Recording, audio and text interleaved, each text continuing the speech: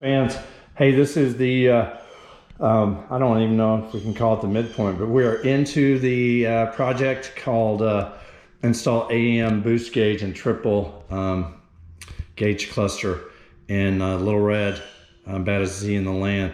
So let's walk around here. I'll show you what we've done so far.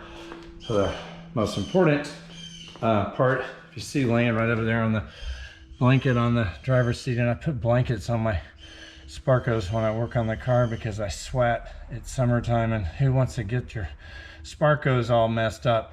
Anyway, that is the Zeitronix ZT-4 AFR gauge that was mounted right here on the dash, right to the right of the steering column.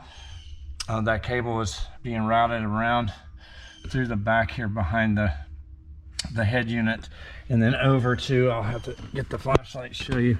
This is the actual ZT-4 unit. I just have it in there with just a zip tie. My engine builder had it velcroed up here, and it was pulling on this is the main control cable from the wideband sensors that are in the downpipes, and it was pulling loose all the time. And so I just turned it around, put one zip tie on it, and the gauges worked flawlessly ever since. But what we need to do is we need to get that gauge installed in the cluster. And so if you just hold 1 minute, I'll bring the cluster around, kind of show you what we're going to be doing here next. So here's all the pieces that were removed. There's a carbon fiber radio bezel from Interior Innovation. Shout out to them. A great company. They stand behind their products. It's real carbon fiber. Is it cheap? No, but carbon fiber is not cheap. So floor runner.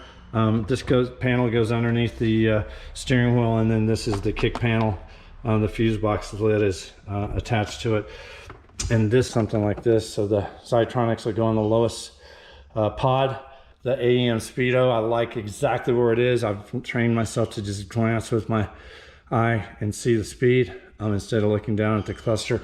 And then the boost gauge is going to go up top, up above the GPS speedo. So that's the configuration. We really need the Zeitronix to be down here because we don't have that much cable length to run across the tunnel, the transmission tunnel, and then over to that unit that we showed you. So that's where we are. We'll check in here in a little bit with another clip once we get a little further down the road. All right, talk to you soon.